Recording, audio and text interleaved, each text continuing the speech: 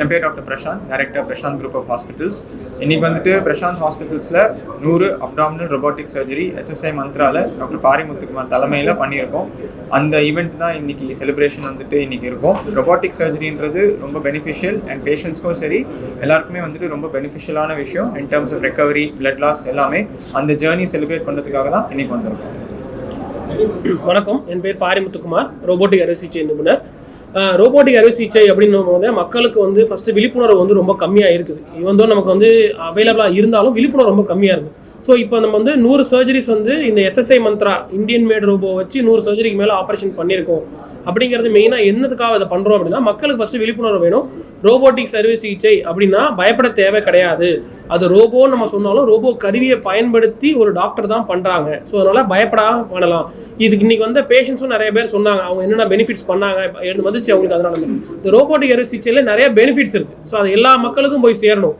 அந்த மாதிரி ஒரு விழிப்புணர்வு வேணுங்கிறது தான், விழிப்புணர்வு தான் மெயினாக அதை பண்ணுறது. ஸோ ரோபோட்டிக் அறுவை சிகிச்சைங்கிறது ஃபியூச்சர்.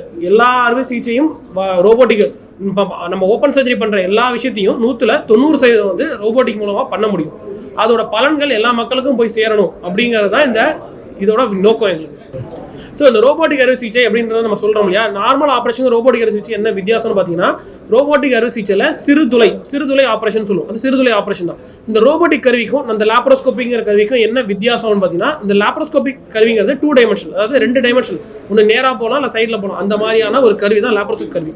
இந்த ரோபோட்டிக் கருவிங்கிறது வந்து நம்மளோட மணிக்கட்டை மாதிரி. ஸோ ஆல்மோஸ்ட் 366 டிகிரி அதை ரொட்டேட் பண்ண முடியும். ஸோ சிறு தொலை மூலமாக போய் அந்த ரோபோட்டிக் கருவி எந்த டைரக்ஷன்லாம் மூவ் பண்ணலாம். அப்படிங்கிறதுனால இது மக்களுக்கு வந்து பெனிஃபிட் அதிகம். ஏன்னா பெரிய ஆப்ரேஷனும் அந்த சிறு தொலை மூலமாக உள்ளே போயிட்டு அந்த ரோபோட்டிக் கருவி வச்சு பண்ண முடியும். ஸோ இதனால் பேஷண்ட் ரெக்கவரி, ஹாஸ்பிட்டலில் வந்து ரெக்கவரிங்கிறது ரொம்ப ஃபாஸ்ட்டாக இருக்கும். 1 நாள் 2 நாள்லேயே அவங்க டிஸ்சார்ஜ் ஆகிடுவாங்க. சில ஆப்ரேஷன்லாம் காலையில் பண்ணி சாயந்தரம் டிஸ்சார்ஜ் ஆகிற அளவுக்கு கூட பேஷண்ட்ஸ் கம்ஃபர்டபுளாக இருக்காங்க. ஸோ இது என்ன ஆகும்னா, மக்களுக்கு வந்து ஹாஸ்பிட்டல் ஸ்டே கம்மியாகும். சரிங்களா? ஸ்டே மட்டும் கிடையாது, அவங்க வந்து டெய்லி ஆக்டிவிட்டி, பழையபடி எல்லா ஆக்டிவிட்டியும் பண்ணுறதுக்கு சீக்கிரம் ரெக்கவரி ஆகி வந்துடுவாங்க. ஸோ இது பேஷண்ட்ஸ்க்கும் அவங்க கூட இருக்க அட்டெண்டருக்கும் ரொம்ப பெனிஃபிட்டாக இருக்கும். எஸ்பெஷலி இன்றைக்கி பார்த்த மாதிரி எனக்கு வந்து வயசாயிடுச்சு, 70 வயசு ஆயிடுச்சு, 80 வயசு ஆயிடுச்சு அப்படின்ற கதையே கிடையாது. இன்றைக்கி 90 வயசில் உள்ளவங்களுக்கும் நம்ம ரோபோட்டிக் சர்ஜரி பண்ணுறோம். ஹார்ட் பேஷண்ட்ஸ்க்கும் ரோபோட்டிக் சர்ஜரி பண்ணுறோம். இந்த ரோபோட்டிக் அறுவை சிகிச்சைங்கிறது நம்ம ஹார்ட் பேஷண்ட்ஸ்க்கும் பண்ணுறோம். ஹார்ட் ஆப்ரேஷன் ரோபோட்டிக் மூலமாக பண்ணுறாங்க. ஸோ இது வந்து பெனிஃபிட்ஸ் வந்து மக்களுக்கு ஃபஸ்ட்டு போய் சேரணும். ஃபஸ்ட்டு மக்களுக்கு என்ன விழிப்புணர்வுனா, ரோபோட்டிக் அறுவை சிகிச்சை ஐயோ எனக்கு வேணாங்க அப்படின்னு தவிர்க்க தேவை கிடையாது. அது சேஃபான சர்ஜரி தான். அது அவங்க எப்படி அடாப்ட் பண்ணிக்கணுங்கிறது மட்டும்தான் இருக்குது. ஸோ இது மக்களுக்கு போய் சேரணும். ரோபோட்டிக் அறுவை சிகிச்சை சேஃப்.